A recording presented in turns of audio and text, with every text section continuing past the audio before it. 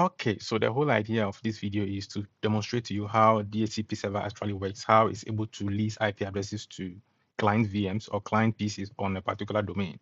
All right. So if you should look at what is on your screen, we have our DC01, which is our domain controller, our server 02, which is where we installed our DHCP server role, and we equally have our client VM. All right. So I have gone ahead to set the client VM to obtain IP address from the DHCP server. So if you should look at these, you realize that it's obtaining IP address automatically from the DHCP server. All right. And if you should check the IP address after, you realize that it's on 192.168.100.50. Okay, so if you should go back to your server 02, which is where the DHCP server rule has been installed, and you go to under the scope, you realize that the pool of IP addresses is within the range of these .50 till .100. Okay, and so what it basically does is to assign IP addresses from this particular scope to the client VM. So if you look at what we just saw, it assigned the first IP, which is .50, to the client VMs. Okay, so that is for the whole idea about the DHCP server.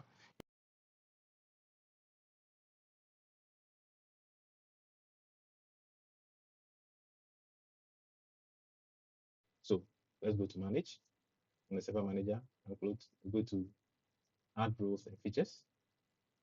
Then once the wizard is open up for you, you just continue to click on next until you get to roles.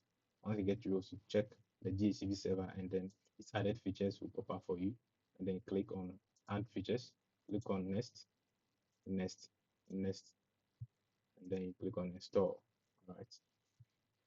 Okay, so let's wait for this to complete the installation of the DHCP server role.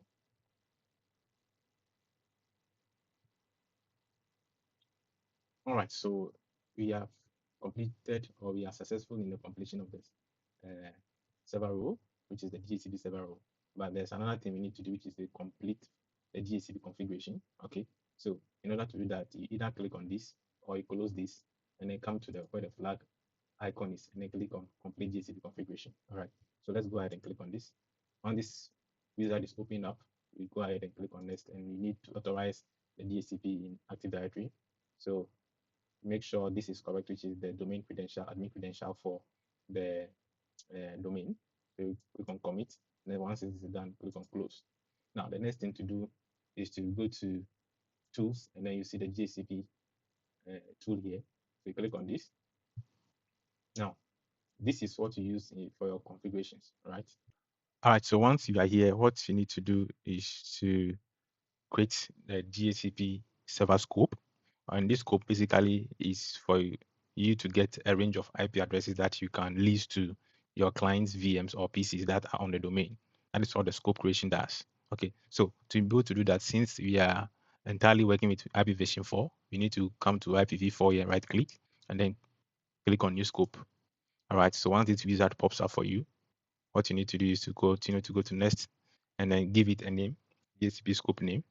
So I'll say this is my main LAN scope.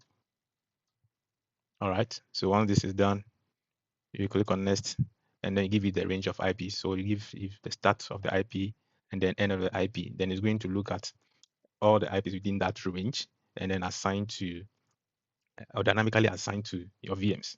All right, so let's start with 192.168.100.50, which is going to be our start IP, and then the end of the IP will be 192.168.100.100. Okay, so that's going to be the end of the IP. All right, so you click on next. It's asking if there's any exclusions. No, that I don't have any exclusions. Okay, so here we have the lease duration, which basically means that this will be a stipulated time or duration that your client IP can be able to use that IP address. Once that lease time is expired, it is going to release another IP for that particular client VM. All right, it's going to renew the IP for that particular client VM. Okay, so let's see. Click on next. Click on next, and it's asking us for the default or the router's IP. So if you want to check the gateway, you can go to CMD and then type in ipconfig/all, and then you see the default gateway somewhere here. Yeah, that's it. So that's what we are going to use. All right. So default gateway will be 192.168. 100.1. Then you click on add, click on next. Now it's asking for DNS name, which is this, and the parent domain, which is this. Okay, so let's click on next, next, next, and then click on finish. All right, so if you should refresh this and then go to IPv scope, IPv, double click on this and open this, you realize that the scope has been defined for us. All right, now this is, if you click on address list, this is where you normally see the addresses of all the VMs that has gotten IP address from the DHCP server. Now, the reason why you are seeing this empty address list column is that we are currently not assigning any VM and IP from the DHCP server. Okay, so in order to do that, what we can do, or in order to check if the DHCP server is working, what we can do is to turn on any of our VMs which has been statically assigned IPs. Like for instance, the CL01 has been statically assigned an IP. So what I'm going to do is to change it to dynamic IP address since it's on a domain.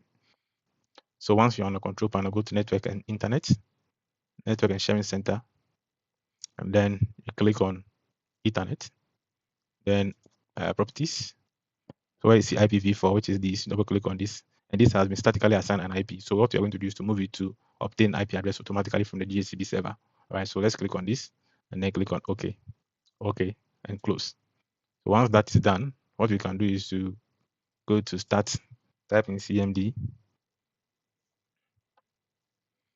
and then type in ipconfig. Let's see. Okay, so once you are here, you enter the ipconfig. If you will notice that the DHCP server has assigned this client VM the first IP address within the range, which is for the .50. All right, have you noticed that? Okay, so let's go back to the server 02 and then try and refresh this and realize that the client IP address is populated here. Have you noticed? Okay, so that is how the DHCP server works.